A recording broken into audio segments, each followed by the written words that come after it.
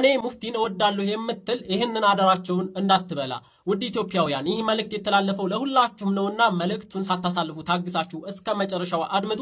ከዚያ ሁላችሁም መልእክቱ ሁሉም ጋር ድረስ በቻላችሁት አቅም ሼር፣ ኮፒ ሊንክ እና ሪፖስት እያደረጋችሁ አሰራጩት። መልእክቱ ምንድነው? በዚች አጭር ቪዲዮ እንስማ። አላሁ አክበር።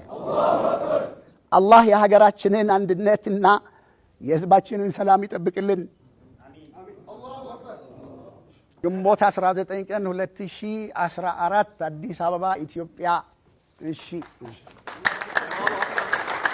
አንድነት ለካ ማታለል ነው፣ ማሞኘት ነው። አንድነት መጅሊስ ውስጥ ይገቡ ድረስ ነው ፍላጎታቸው።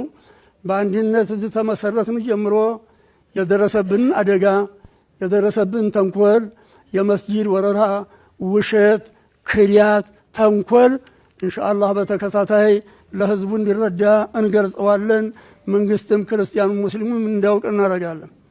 አሁን ከዛ ይባስ ብሎ ደግሞ በሆቴል እየተቀመጡ ማን እንደሚቀልባቸው ማን እንደሚያወጣላቸው እንጃ እዚህ ተንኮላቸውን ይጎነጉናሉ፣ ይሰበሰባሉ፣ የፈለጉትን ይሽራሉ፣ የፈለጉትን ይጥላሉ፣ የፈለጉትን ይሾማሉ።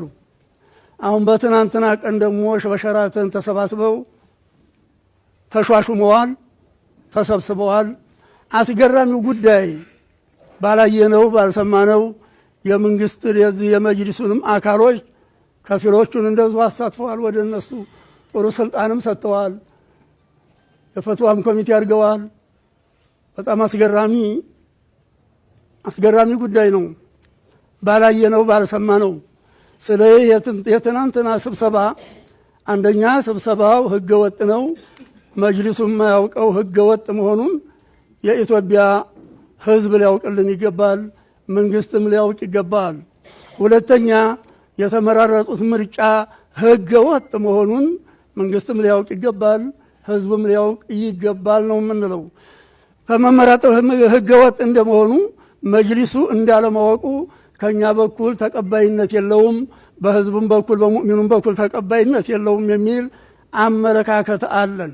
ሙስሊሙም ክርስቲያኑም የማህበር ኃላፊዎች ሁሉ ኢማሞች፣ የዳና ማህበር እንደይሁ በኦሮሚያ የሱፍያ ማህበር በአጠቃላይ ሙስሊሙም ክርስቲያኑም ተማሪም ማስተማሪም መንግስት የመንግስት አካል እንዲሁ ወላጆችም ልጆች ወጣቶች ይሄንን አስገራሚ ተግባር አውቀው ሊያወግዙት ይገባል፣ ሊጥሉት ይገባል የሚል መልእክት ማስተላለፍ እፈልጋለሁ። ኢንሻአላህ ደግሞ የሃጂ የአመታት ብስጭት የአመታት ሐሳባቸው ፍላጎታቸው በእኛ በብርቱ ልጆቻቸው እንደሚሳካ ምንም ጥርጥር አይኖርም። ሁላችንም ኢንሻአላህ መንገዳቸውን የምንወዳቸው ከሆነ ሲለፉለት ሲደክሙለት የነበረው መንገድ በማስቀጠል ላይ ሁላችንም ትክክለኛውን አስተምሮት በማስፋፋት ላይ የድርሻችንን እንወጣ ይገባል።